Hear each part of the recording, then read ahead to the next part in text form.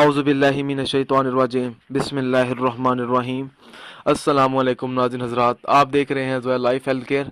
दोस्तों, आज मैं आप लोगों को हर जायज़ हाजत पूरी होने के 2 अमल बताऊंगा।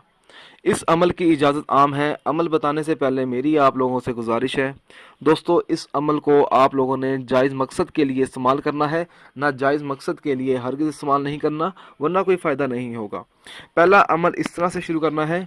अगर किसी की कोई ऐसी हाजत है जिसको पूरा होने में कोई रुकावट डालता हो और जिसकी वजह से उसकी वो हाजत पूरी ना होती हो, अगर वो शख्स चाहता है कि उसकी वो हाजत जल्द और फौरी तौर पर पूरी हो जाए, तो उस शख्स को चाहिए कि वो ये अमल करे। अमल इस तरह से शुरू करना है।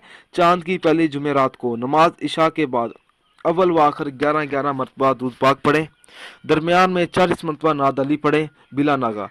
40 यौम तक ये अमल करें और हर रोज़ अमल मुकम्मल करने के बाद अल्लाह ताला से दुआ मांगे। इंशाअल्लाह ताला 40 यौम के अंदर इसकी हाजत पूरी हो जाएगी। और जो दूसरा अमल है उसको इस तरह से शुरू करना है।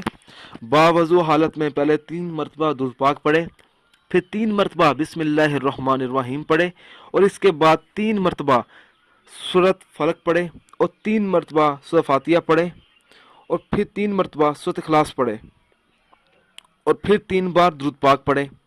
दुरूद पाक पढ़ते हुए अपने मकसद का तसव्वुर दिल में रखें। दुरूद पाक पढ़ने के बाद 11 मरतबा आमीन कहे, फिर अपने मकसद के लिए अल्लाह ताला से दुआ मांगे। जो भी जायज़ मुराद पूरी होगी या कोई भी ऐसी हाजत वो पूरी करना चाह रहा है, वो पूरी हो जाएगी।